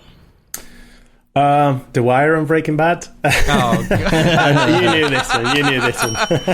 There you go. Yeah. That's funny. Actually, what have I watched recently that I like? Well, Breaking Bad obviously is for me is one of the best, if not the best. Yeah. Great. Better Call Saul as well, really good. Narcos. Everything revolves around the same, guys. I'm sorry, so you just like drugs? Okay. No, not at all, shows and movies about drugs. All right. Yes. I got through the first. I don't know what you would call it. It was like the first 2 or 3 seasons were what's his name? Who is the kingpin? My mind is blank right now. Who's the drug kingpin in the first 2 seasons? Of Narcos? Yes. Pablo Escobar. Gosh. Yeah.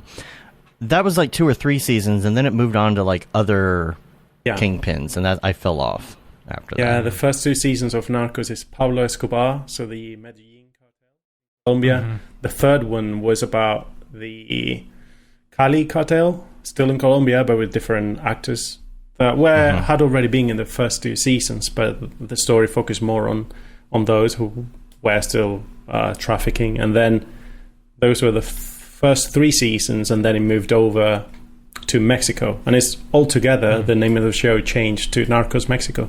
There are another 3 seasons that have finished this year, actually. And that's it. I've watched them all. I'm a big fan. of the show.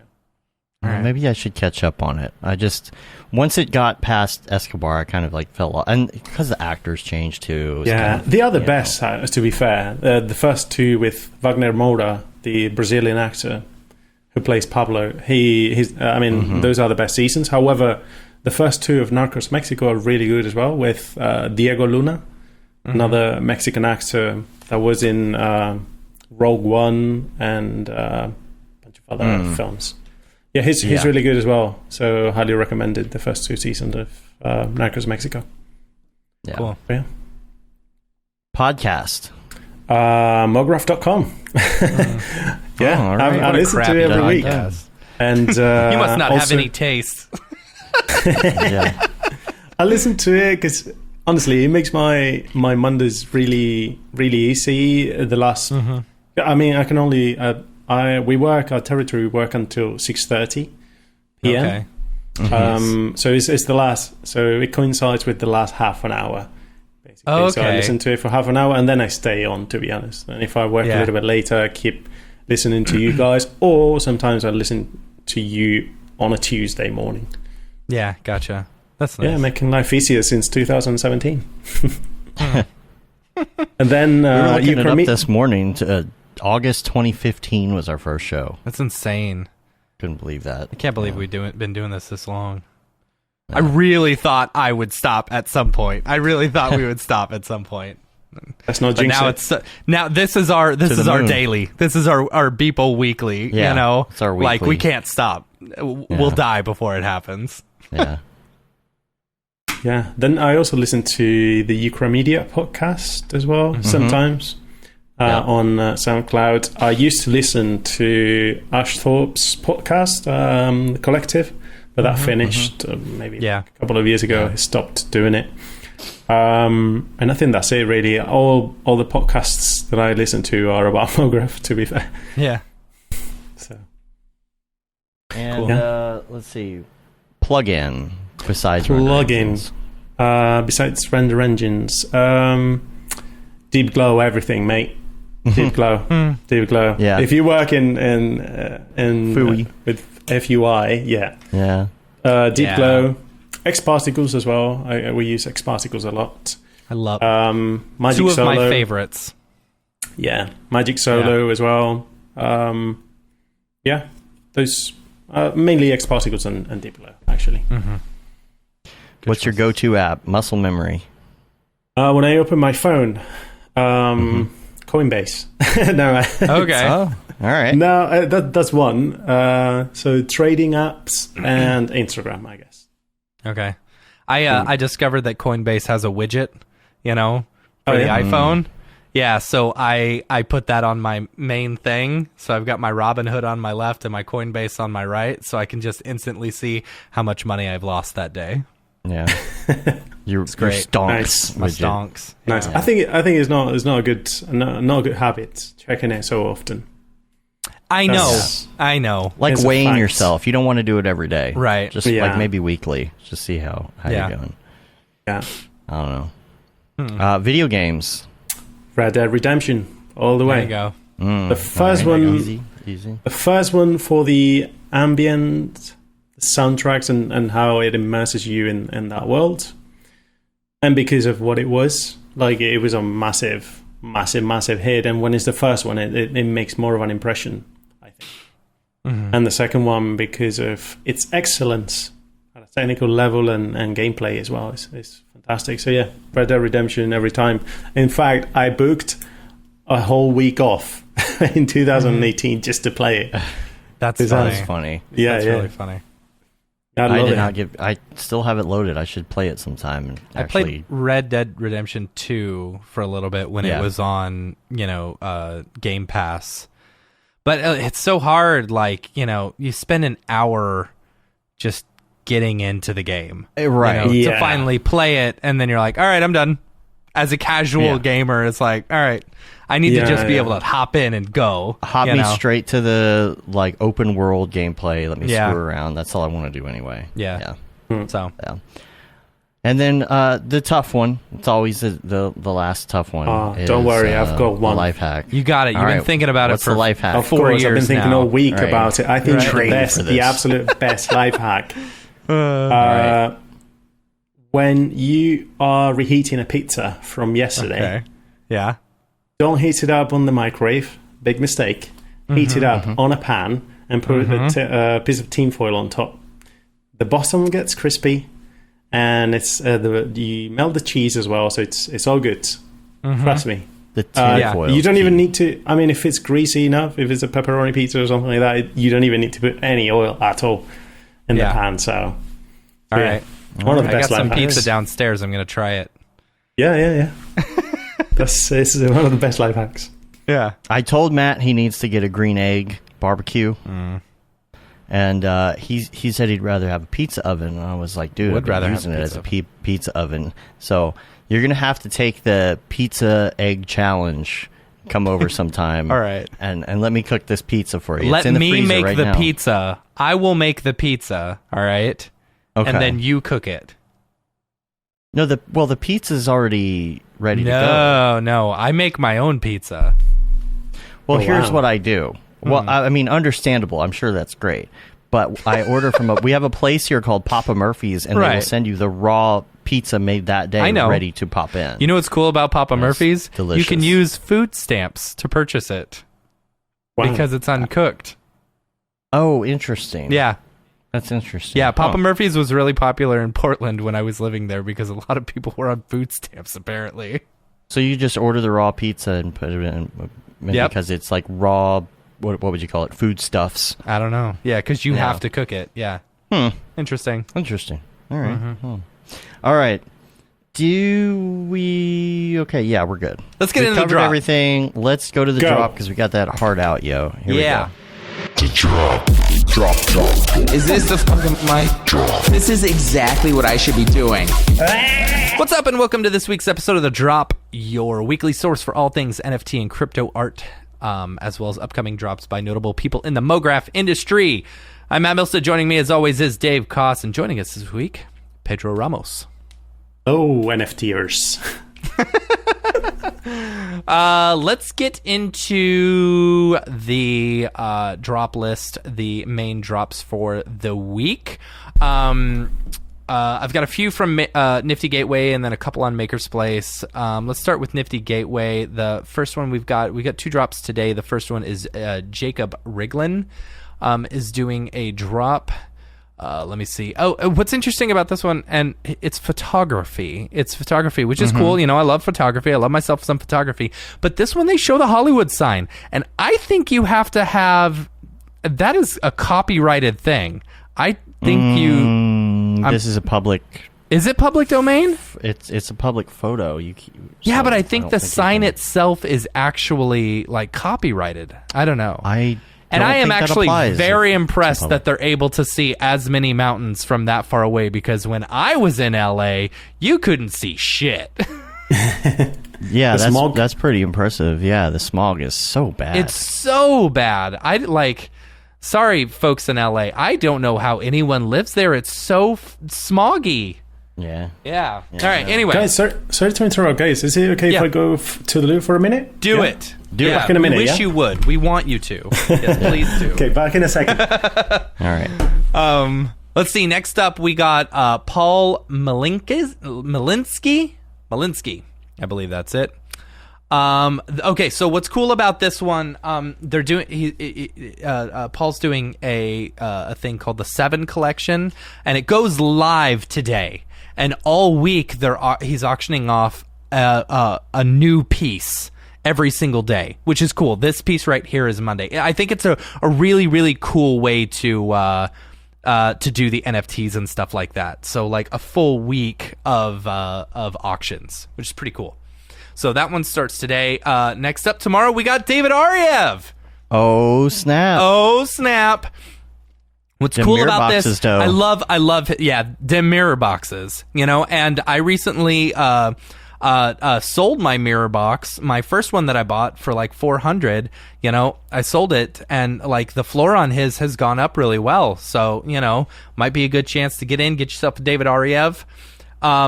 So what's cool about this is I love that he says I'm all about long form NFTs and pushing the boundaries past the normal 15 to 30 seconds.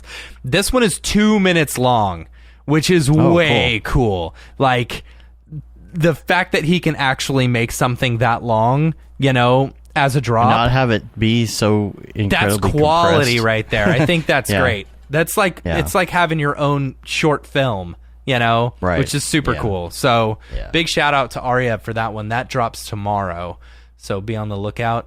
Next up tomorrow, we've got Sam Madhu.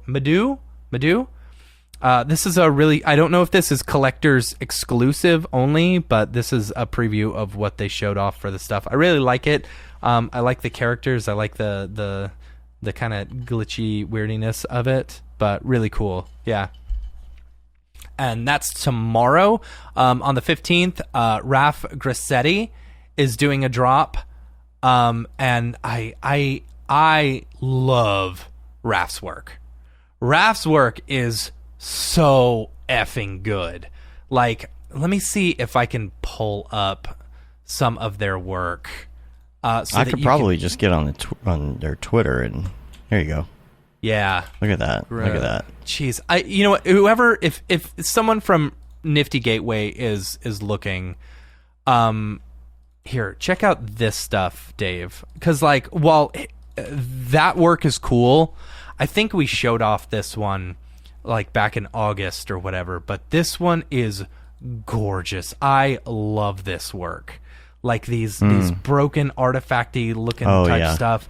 It's absolutely gorgeous work. Like, and the floor on them has gone up significantly. Like, some of these, lowest ask is, you know, you can't find one for less than $10,000, which is cool. Yeah. But gorgeous work. We should get Raph on the show. Yeah. Yeah. Let's do it. Raph, if you're a listener, then call something? us. Please call us. Yeah, totally. Absolutely. About people to come in the show. I would absolutely love. I would book a day off just to listen to the podcast if you guys brought Raoul Marx to the show. Okay. Yeah. That would be, Mm-hmm. we need to do that. We should. Absolutely. Yeah. I think he's dropping some new work as well on Super Rare, maybe, or whatever. I don't know, maybe I'm sure we could work that out as well. Yeah, yeah. Let's hit him up. Could have Ariev put in a good word for us. Like, hey, yeah, Riev is a big fan as well. Yeah, and you've had some great suggestions over the years for people. You know, I always ask at the beginning of the show to send artist suggestions. It's 99% you who sends it. That's funny, and a lot of them have worked out pretty well. So yeah.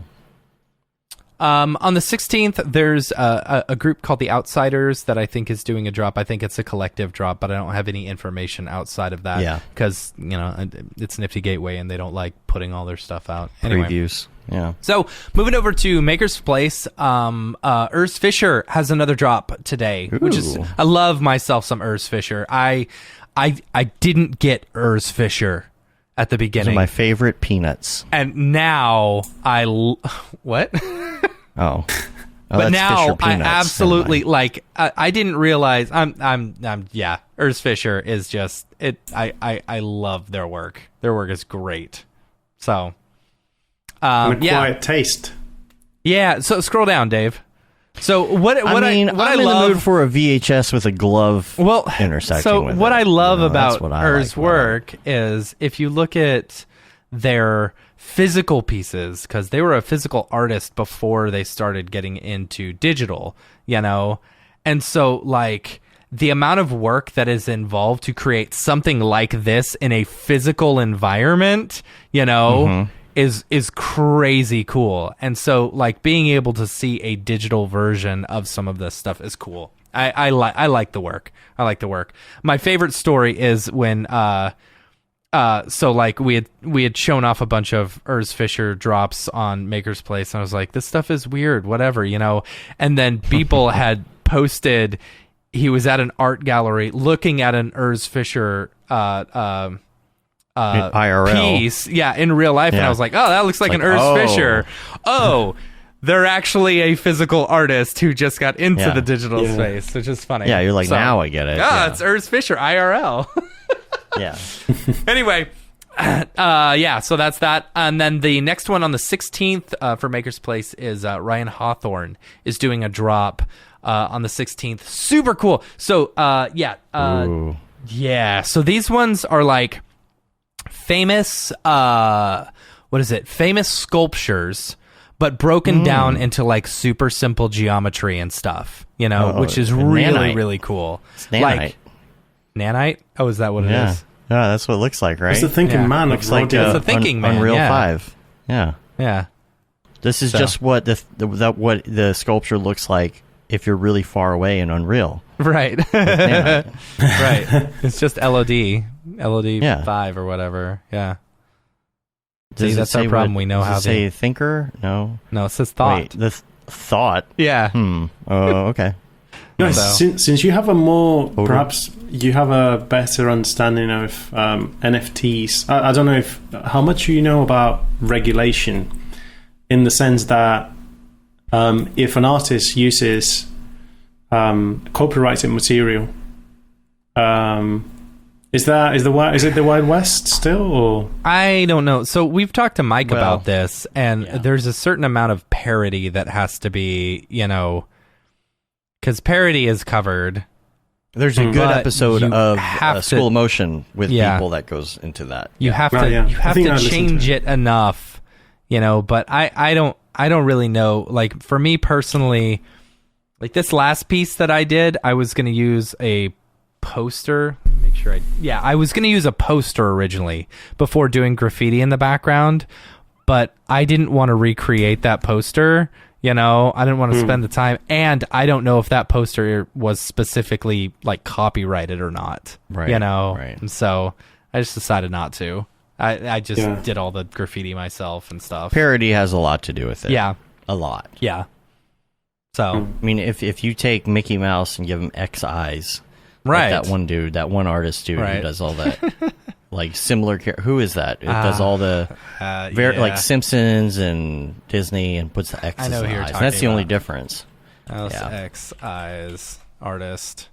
That is Cause. That's right. Yeah. Yeah, this is Bobby in the chat says, with Bored Ape Yacht Club, you have free use of IP if you own it. With CryptoPunks, you don't have the rights. Right. Which is interesting. Like, I feel, wasn't there like a back and forth with them? Like people There was saying something that that happened, yeah. Bored Apes were better specifically because, you could use the IP, and CryptoPunks aren't because you can't. I don't know. I'm Whatever. just waiting for a Bored Ape to sell me Coca-Cola. That's Right. It's going to happen. it's gonna happen. Super Bowl. I guarantee you. Sarah, yeah. You're I gonna have guarantee an you. ape Yeah. advertising something. We will see several apes on the Calling Super it Bowl. right now. Yeah. Yeah. I don't know. I'm perfectly happy with my slim hoods. My slim hoods are doing well. I love my slim hoods. Yeah, my Head 5 is doing great. Is it? Valued at .01, whatever. Yeah. My slim None of hoods, my I bought it stuff's at doing great. .03, and now it's up to .147, which is good. Whatever my Which is visitors what at. is crazy though is the floor was like next to nothing. It was like .001. Like you could buy one for $30, and now they're up to like 600, which is cool. So, What do you got in community drops? what do we got? Okay, yeah. So we got a couple in community drops. First up, let's do Paul Robinson. Paul Robinson is dropping his collaboration, Unknown Origin. This is a really cool piece. Collaboration with what is it? AKA Chombo. But yeah, really, really cool stuff. I love the liquid sims. I love it all melting together. We should get him on to talk about this process. We should. Of course, we only had him on a couple weeks ago. By That's a couple true. weeks, I mean 6 months. 6 yeah, months, right? Of course. But yeah, really good stuff. I like it. Then next up, I wanted to talk about this drop that Gavin Shapiro is doing, which is super cool. Love his work. I'm really excited about this one, and I own one of his pieces, so I'll get to mint one a little bit early, which is great. I've been a big supporter of Gavin Shapiro's work for a really long time, and I love the stuff that he does. So he's doing it's basically it's one of the. It's designed to fit your Twitter banner, versus like your Twitter profile picture, And so there's 5 little penguins, and there's 5 different versions of the penguins, right? And so the rarity is based off of like poker rules. So if you get like 5 of a kind, that's worth more than 3 of a kind, or a full house, or something like that. Okay. So that's really fun. I really like it. The thing about it is that he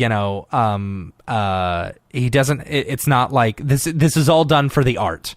It's not like, oh, there's a big, we've got a big timeline of things that we plan to do with this. No, it's just about the art, and that's something that I really love as an artist.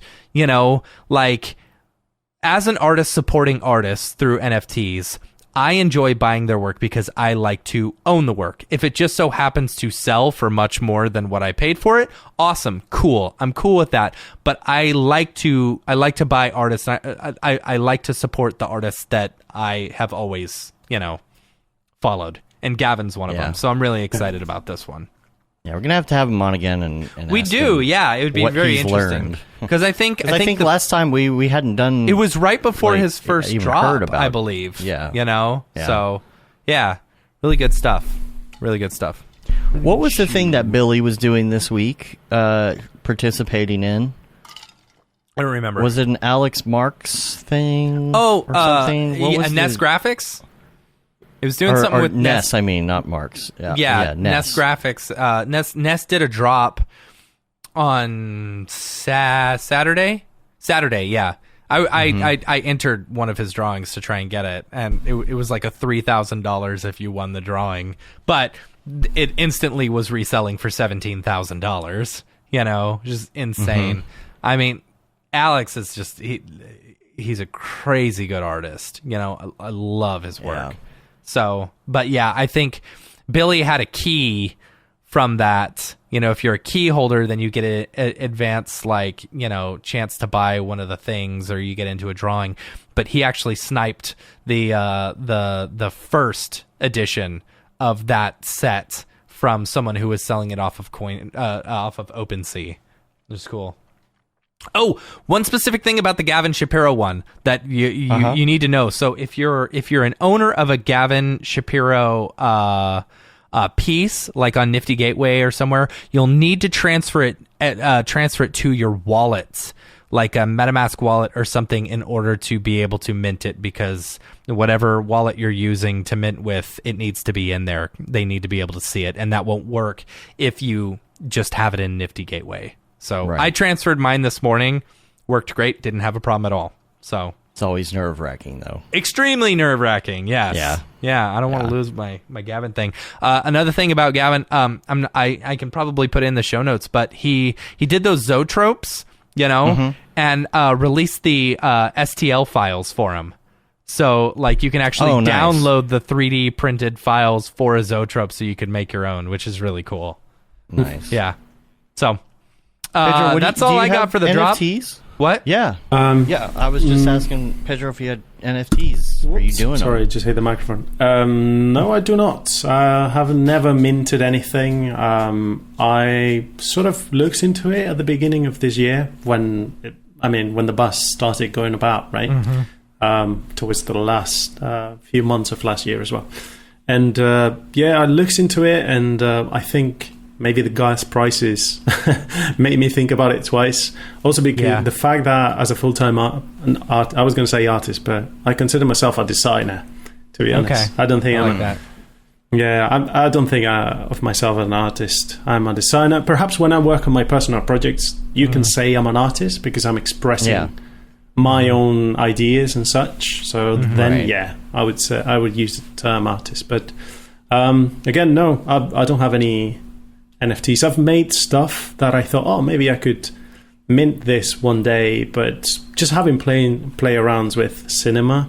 But I don't know. To be fair, it's I'm a little bit skeptical about the use of NFTs in the art world still. Really? I see the utility. Right. It's just that I'm a little bit skeptical towards what the art world has become so quickly. I guess it's probably due to my personality. When I see something revolutionary, I tend to be skeptical and see where things go and what time makes of it, rather than jump in straight away and go like, this is the absolute best thing that has happened since Coca-Cola. Totally. I get that. I'm a bit skeptical, that's all. But if it's given opportunities to people who couldn't sell their work, or I don't know, people who don't have the possibility to work at a studio or as a freelancer, just having this new source of income, I think it's great. It's great for the industry, great for everyone.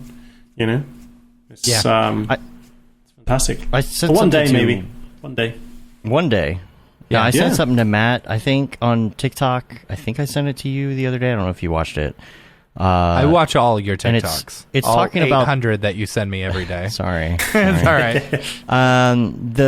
The thing about anything digital is, in general, they tend to do better than the analog version. You did send me that one. Yeah. That one. Yeah. Yeah. I'll try and put that in the show notes. It was too. I very. thought It was a an good- interesting. It was an interesting talk. Yeah. Yeah, I You know. have one question, actually. Yeah. Yeah, is that okay? Yeah. So when you buy an NFT, obviously there's a, as I understand it, there's a ownership contract is what you get. Sure. Yes. But do you get the usufruct as well? The Usufruct, usufruct, the basically the possibility to use it however you will. So, for example, when you buy a house, you buy a house and you can live in it if you want to. You may as well flip it if you will, but you can live in it. I think that depends. I think that depends on whatever rights The contract, is initially, right? set up in the contract. So, Okay, so contracts vary. Like as for well. example, the Bored Apes, you can use the intellectual property Right. as long as you are Yeah. the owner. Versus like the CryptoPunks, you cannot. Like you can't use them for anything more than I think your profile picture. So I see. yeah. Yeah. Okay. Yeah. I don't know. One day. Oh, look who it is! Here it is. Hey, Matt. What's up, Dorpy? Hey, Pedro. Hey, Dorpy. I just got back from the Mograph meetup in LA. I Yeah. went out afterwards and I experienced the rave scene of California, and I got a little bit carried away. I almost overdosed. Oh my gosh. Yeah. That one was good. That was good. I Totally liked it. almost missed my flight back. I had to catch a ride on a pug boat. Okay. That's why it took me so long to get back here. Just got here just in time to check out the new Matrix demo. I love Neo because we both have shiny coats. Okay, bye. All right. That's a bad one to end on. I didn't write that one. Oh. Oh. How in man. advance do you write them? This one I wrote last week. I forgot last week. I forgot Yeah. last week to do it. We were out. I know, was it was out a on the great show. I was episode of like, The oh Drop, my gosh. wasn't it? Yeah, nobody likes Dorpy. Poor Dorpy. Oh, man. All All right. Well, if any listeners have any NFTs you want us to show on the show, feel free to send us info@mograph.com, and we'll show it on the show. So Totes. yeah, let's get out of here. Let's get back to the regular show. Is this the fucking mic drop? This is exactly what I should be doing. Y'all, he just turned on the pool, like, thing. Filtration. Yeah, and turned on the waterfall and like the little Yeah. fountain thing. And Are you so watching I'm, it on video or watching something? it on my on my camera? my security camera. I can't wait to go outside and take video. I'm Yeah, so Big excited. Brother. Yeah. The 40-degree weather showed up just I in know. time. What's funny is so I put my little duck thermometer in the water, as I was filling it up, and it was like, it's like 80 degrees the other day. So the water was like 68, 70 degrees. It's like, oh, I could swim in that. And then the very next day it goes down to 30. It's like, all right, I guess I'm not swimming. Not until Not until you heat it. not until I heat it, which I can. Yeah. I can. I asked him. I said, "Will this heat the pool?" He said, "Yeah, that'll heat the pool." So, spend a Nice. lot of money to heat the pool. That electricity bill, though. Yeah, and the gas bill. The gas bill is more expensive because it's natural gas that's heating Oh, it. that's what's heating it. Yeah. Okay, yeah. So, whatever. Pedro, thank you for being on the show. Yeah. Oh, it's my pleasure. I mean, thank Yeah. you for having me. It's been great, and after being a listener for so many years, it's great. It's almost funny to be here talking to you. So great, thank you for I know having me. you need to get in the Discord. Yeah, man. come hang out with us Yeah. in for- Discord. It's during the fun. day. Yeah. Even if you just turn it on and mute yourself if you got to work. Just Sure, yeah. I'll drop by sometimes more it's fun often, to yeah. have some company. Yeah, I only joined the Fun. Discord maybe a couple of weeks ago or something. But yeah, I'll drop by more often. Cool. Yeah. Cool. If people want to find you online, where can they find you? Website and such. pedroramos.co.uk. I have my work there. I'm active on Instagram and Twitter at PDR_Ramos. sometimes I post tests, style frames of personal projects and that sort of stuff. Most of the stuff that I post or publish on my website is personal projects or personal little tests and such. If you want to see more of my professional work, some of it is on my website as well, but also drop by territorystudio.com. Mm-hmm. Cool. Cool.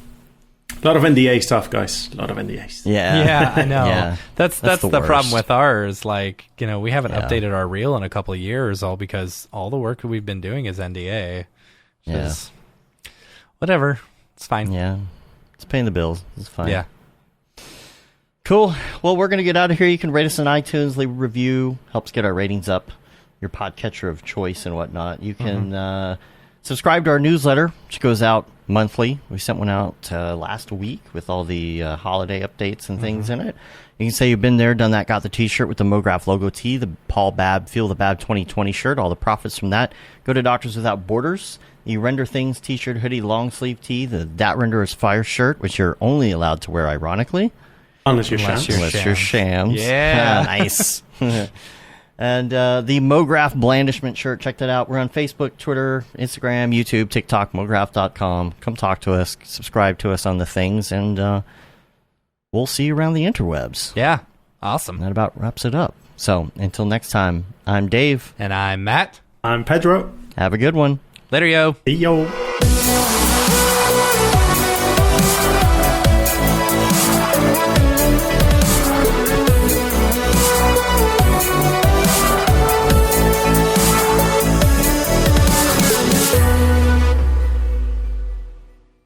Pretty good, I guess. Mograph.com, an online resource for motion graphic artists. Start your week with the Mograph podcast. Industry news, interviews with your favorite artists, and terrible humor. Watch live shows and interviews from Mograph events like NAB, SIGGRAPH, Half-Res, and local meetups.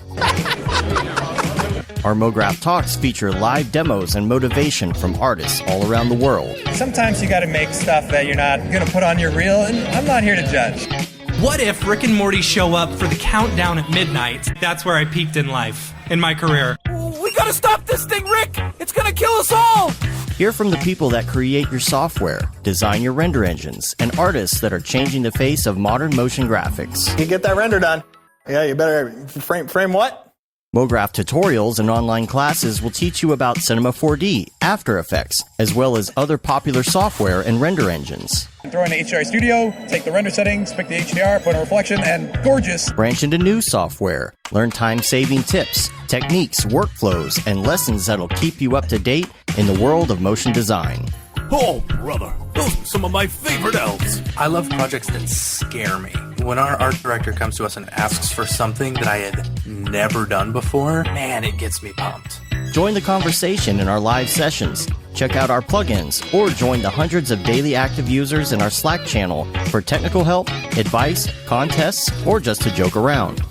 Real nice banana. Ah, that's so funny. All right. I'm going to live forever. Subscribe today and get the latest updates on our YouTube and other social media channels. Take all your dreams and just do it! We don't care how you get here, folks.